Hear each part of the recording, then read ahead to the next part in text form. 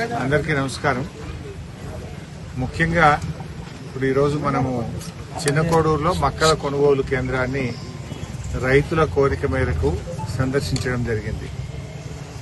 దాదాపు చిన్నకోడూరులో 450 మంది రైతులు ఇప్పటిదాకా గత 50 రోజుల నుంచి మక్కలు అమ్మాము. 50 రోజులైనా మక్కల పైసలు పడతలేవు.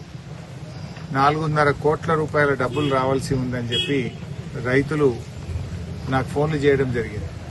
నిజంగా పరిస్థితిని సమీక్షిద్దామని చెప్పి ఈ చిన్నకోడూరులోని మక్కల కొనుగోలు కేంద్రం దగ్గర ఆగడం జరిగింది.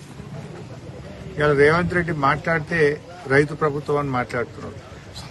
ఇవాళ రాష్ట్ర వ్యాప్తంగా 49,000 మంది రైతుల దగ్గర మార్కెట్ ద్వారా మక్కలు కొన్నారు. దాదాపు 450 కోట్ల రూపాయలు ఈ రాష్ట్ర ప్రభుత్వం మక్కల రైతులకు చెల్లింపులు బకాయి పడ్డది.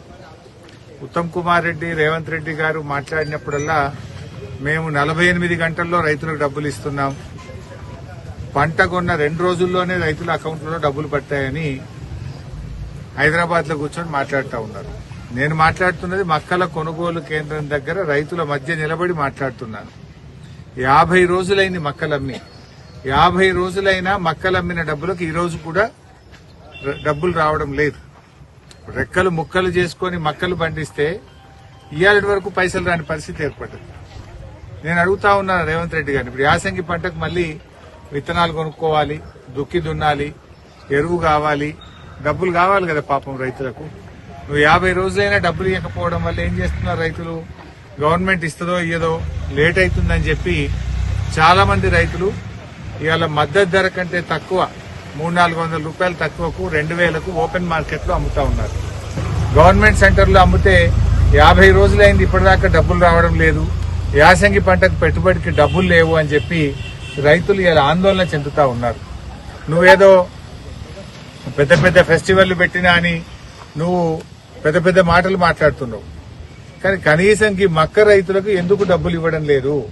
సోయాబీన్ రైతులకు ఎందుకు డబ్బులు పడడం లేదు? నేను రేవంత్ రెడ్డి గారిని అడుగుతా ఉన్నా. దయచేసి వెంటనే మొక్కజొన్న రైతులకు రాష్ట్ర వ్యాప్తంగా బకాయి పడ్డ 450 కోట్ల రూపాయలు చెల్లించాలని బీఆర్ఎస్ పార్టీ పక్షాన్ని డిమాండ్ చేస్తా ఉన్నా. రేవంత్ రెడ్డి గారు నిన్న మొన్న మాట్లాడుతూ నేను బతుకమ్మ చీరలిచ్చినా, ఇందిరమ్మ చీరలిచ్చినా, చీర కట్టుకుని నాకు ఓటేయింది అని మాట్లాడుతుంది. అసలు నిస్సిగ్గుగా నువ్వు ఇచ్చిన చీరలన్నీ, దానికి ఇచ్చిన ఒక్క చీరకు ఊకే మళ్లీ మళ్లీ నేను చీరలిచ్చినా అని చెప్పి మహిళల ఆత్మగౌరవాన్ని దెబ్బతీస్తున్నావు. నువ్వు చీర ఇవ్వకపోతే వాళ్ళు చీరలు కట్టుకోలేదా? చీరలు లేవా? గతంలో ప్రభుత్వం ఇవ్వలేదా?